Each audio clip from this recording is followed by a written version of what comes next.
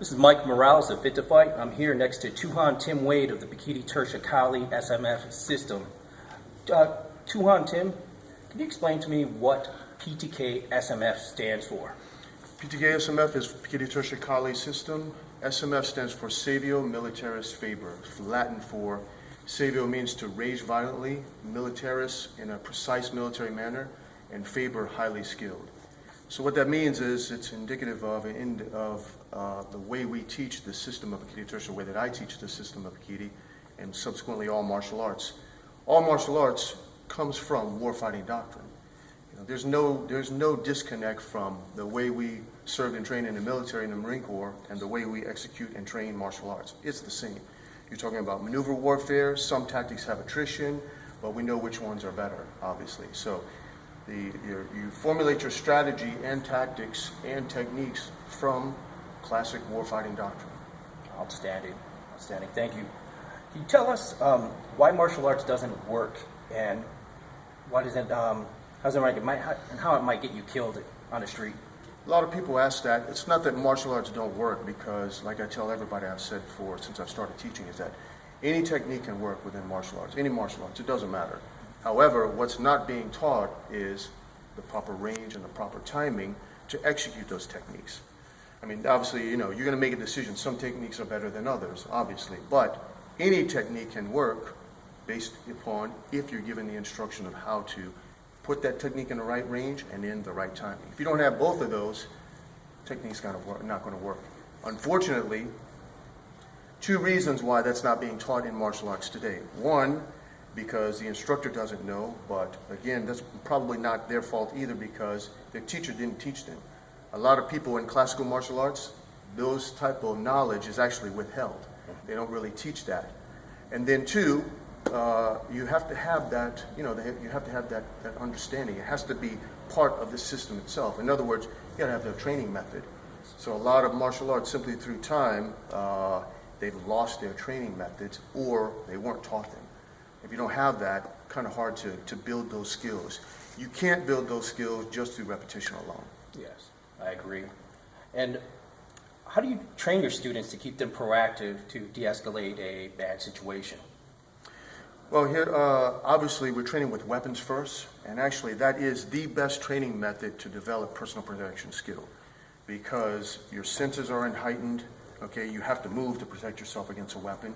If you can protect yourself, like we say within the system, you can protect yourself from the long weapon, you can protect yourself against the knife. You can protect yourself against a knife, you can protect yourself against the empty hands.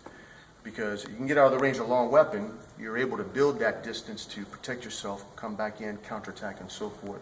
So right away, day one, you come into class, we're already working and teaching, and you're learning at the master level, right? Yes. Most systems, you got to be a black belt, brown belt, or something like that to pick up a weapon, right? Traditionally, well, we start with that in day one.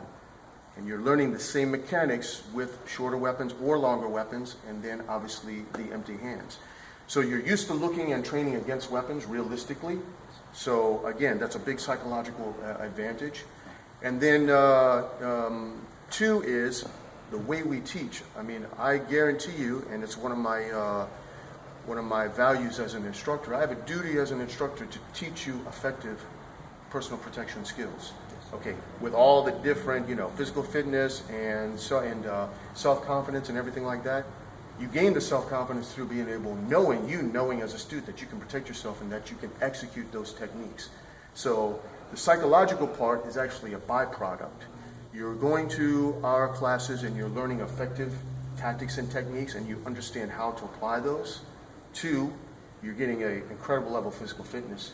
Okay, there's a lot of martial arts that give you a good type of fitness, but when you're working and moving with weaponry, it's a total different dynamic. You're using your whole body as the body is meant to work. I mean, the body's not meant to really roll around on the ground. I mean, it can, but you're not using the body the way it's meant to function, right? Yes. With weaponry, you are. And then with that, so in other words, you got effectivity, you know what we're teaching you is effective, and you've seen and you validated it. Two, you got an incredible level of physical fitness. Because I can tell you, if you're not working with us, no other skill set, no other type of corollary supplemental training comes in and gives you any advantage.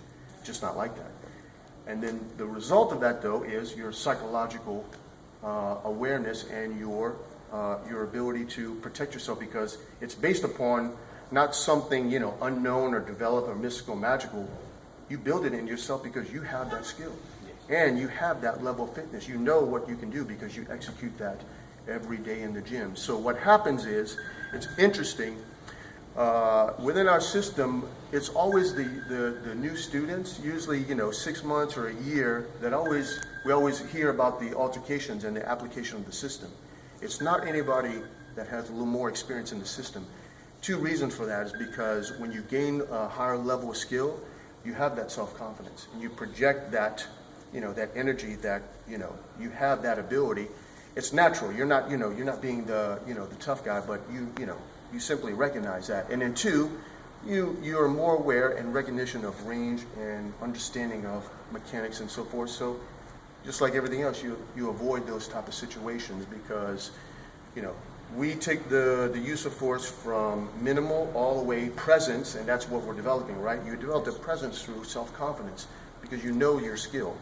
The difference in our system is that when you're in the classroom and in the gym, you validate what we're teaching you. Absolutely, absolutely. We don't tell you that you're good, you know that you're good because you're actually executing it in real time and range. So it's the triangle system. You've got effectivity, you've got physical fitness, that together gives you that self-confidence. Just like everybody, you avoid more than, you know, what you get into before because you know the lethality of what we're able to execute as well. I mean, we're talking about the live blade, we use the live sword and live knives in our training, and we understand the, you know, the level of force that we're talking about in its use. Absolutely, I agree. Next question is, the vast majority of men carry a knife on them these days. What is your opinion on how it changes everything in a fight? It can change everything in a fight if you have the knowledge. I mean, a lot of people carry them, and but not too many people know how to use them properly, right? So if you have some knowledge, and it doesn't take a lot. I mean, you come to one of our seminars, I can give you some knowledge that if you do execute, you know, have to pull your knife out for self-defense, you can execute some attacks with some footwork that will, you know, 99% of the time, you know, let's say, influence those would-be attackers to not continue on. And actually, that's happened with one of my students in New York. He actually he saw 3 people approaching him. He actually, you know, was trying to disengage from the situation, fell down, but got up and pulled his knife out and just started executing the attacks. Just that alone, you know, persuaded them not to continue on. So it works. It's validated. I mean, once you start moving, if you're waiting, you know, you're not presenting a threat to anybody. So, and that's one of the advantages of our system, is that we show you how to use a lethal weapon, but in reality, if you know how to use it right properly at distance, you can actually, you know, change the mindset of a would-be attacker or some type of threat, and not have to use it at all in a lethal manner. And that is, you know, that is true. Not true, you know, I mean, not 100% of the time, but majority of the time, that will do the job. Absolutely. The next question I have, Tim, is in training for fitness, what do you think is the most important component for fitness, for training for a life or death situation?